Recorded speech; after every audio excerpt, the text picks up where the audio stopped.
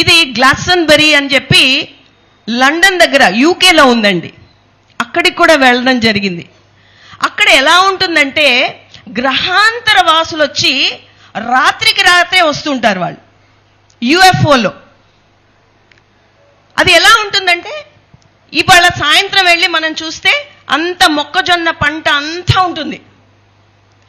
మళ్ళీ మీరు పొద్దున్నే తెల్లారుజామున 5 గంటలకు మీరు అక్కడికి వెళ్ళారంటే ఒక యుఎఫ్ఓ వచ్చి అక్కడ ల్యాండ్ అయితే ఎలా ఉంటుందో ఆ మొక్కజొన్న కంకి పంట అంతా కూడా ఇలా అణిచివేయబడిపోయి ఒక అద్భుతమైన క్రాప్ సర్కిల్స్ రకరకాల అంటే శ్రీచక్ర రూపంలో అలా ఒక అద్భుతమైన సేక్రెడ్ జామెట్రీ ఫామ్ అయిపోతుందండి అక్కడ.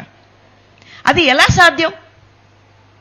రాత్రికి రాత్రి ఎవరైనా వచ్చి మెషిన్లు పెట్టి అట్లా చేసినా కూడా విధ్వంసం చేయగలుగుతారు, దాన్ని అంతా కొట్టివేయగలుగుతారు. కానీ అలాంటి అద్భుతమైన శ్రీచక్ర రూపం లేకపోతే ఇంకొక సేక్రెడ్ జామెట్రీలో అక్కడ మనం పైనుంచి చూస్తే అద్భుతమైన కళాఖండాలుగా ఉంటాయండి.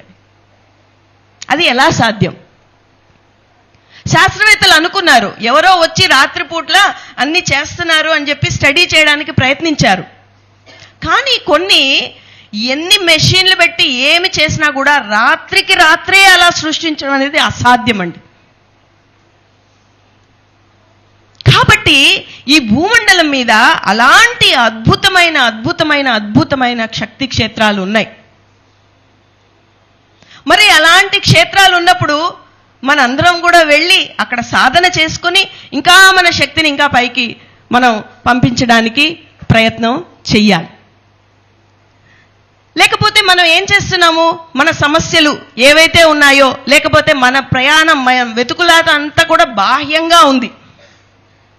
బయట వెతుకుతున్నాం. ఆనందం ఎక్కడుంది, సంతోషం ఎక్కడుంది? చాలా వరకు చాలా మంది వెతుకుతున్నారు. ఒకసారి ముల్లా నసరుద్దీన్ అనే ఆయన రాత్రి బాగా తప్ప తాగి వచ్చాడండి ఇంటికి. ఆ తప్ప తాగి ఏమైందంటే స్నేహితులతో గొడవ పడ్డాడు. వాళ్ళు బాగా కొట్టారు, అంత గాయాలు అయిపోయాయి. వచ్చాడు, కానీ భయం వేసింది ఇంటికి వచ్చేసరికి. అయ్య బాబో, ఈ గాయాలన్నీ చూస్తే నా భార్య నన్ను తిట్టేస్తుందేమో, మళ్ళీ ఇవాళ కూడా తాగొచ్చావా, గొడవ పడొచ్చావా అని చెప్పి నన్ను తిట్టేస్తుంది అని చెప్పి తెలియకుండా గదిలోకి వెళ్ళిపోయి ఆయింట్మెంట్ రాసుకుంటే రేపొద్దున అదంతా కొంచెం గాయాలు కనిపించకుండా ఉంటాయని చెప్పి ఆయింట్మెంట్ రాశాడండి. పొద్దున్నే నిద్ర లేశాడు. నిద్ర లేగానే భార్య బాత్రూంలోకి వెళ్ళి, ఎవడ్రా ఇక్కడ అద్దం మీద అంతా ఆయింట్మెంట్ రాశాడు అని గట్టిగా అరిసిందండి. అంటే ఆ తాగిన మత్తులో ఇలా చూసుకుంటూ ఆ అద్దం మీద ఆయింట్మెంట్ రాసేసాడు. తనకి కాదు, ఆయింట్మెంట్ అక్కడ రాసుకున్నాడు. కాబట్టి ఆయింట్మెంట్ అక్కడ రాస్తే ఇక్కడ గాయం ఎక్కడ తగ్గుద్దండి? ఇక్కడ రాసుకోవాలి ఆయింట్మెంట్ కదా. సో చాలా వరకు మన అజ్ఞాన స్థితిలో మనం బయట వెతుక్కున్నాము, బయట రాసుకుంటున్నాము ఆయింట్మెంట్ అంతా. కానీ ఇక్కడ ఉన్నాయి సమస్య, ఇక్కడ ఉంది.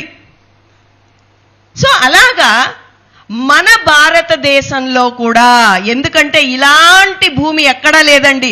మేము సుమారు 120 దేశాలు తిరిగాం, కానీ ఇలాంటి పుణ్యభూమి ఎక్కడా ఈ భూమండలం మీద లేదు.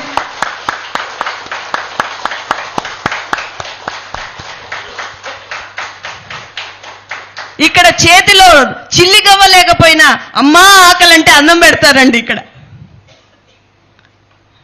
మన చేతిలో చిల్లి గవ్వ లేకపోయినా ఈ రాత్రికి కొంచెం మాకు పడుకోవడానికి చోటు ఇవ్వండి అంటే ఇక్కడ ఇస్తారండి. నాకు ఈ కష్టం ఉంది అంటే 10 మంది వచ్చి మనకి అమ్మా ఏం కష్టం ఉంది, మేము ఏం చేయగలమని అడుగుతారు. ఇది ఎక్కడా లేదండి. కాబట్టి ఈ ప్రపంచంలో మిగతా దేశాలు ఎంతో బాగుండొచ్చు, అక్కడ మంచి రోడ్లు ఉండొచ్చు, మంచి కార్లు ఉండొచ్చు, ఏసీలు ఉండొచ్చు, అవి ఉండొచ్చు, ఇవి ఉండొచ్చు. కానీ ఎందుకండి ఏమీ లేని ఈ కాశీనగరానికి ఎందుకు వస్తారండి? సందులు గొంతులు, ఇంత చిన్న సందులు, అక్కడే ఆవులు తిరుగుతుంటాయి, అక్కడే కుక్కలు తిరుగుతుంటాయి, అక్కడే కాలువలు బారుతుంటాయి.